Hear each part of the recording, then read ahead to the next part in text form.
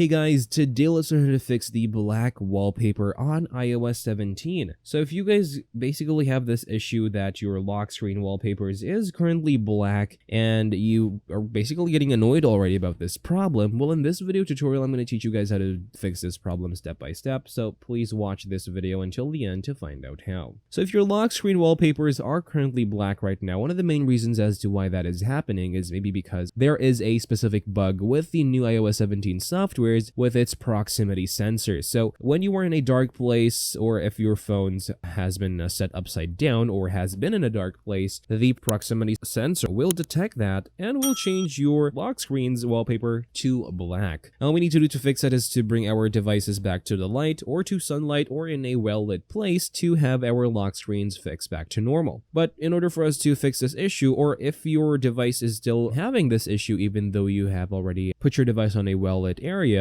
well, all we need to do is to do a quick restart of our device. So tap on your assistive touches and tap on device, tap on more, and then let's tap on restart and then restart again to restart our devices successfully. Now once that is done, that should solve your problem. So please comment down below if this worked, and I'll see you guys on the next one. Take care.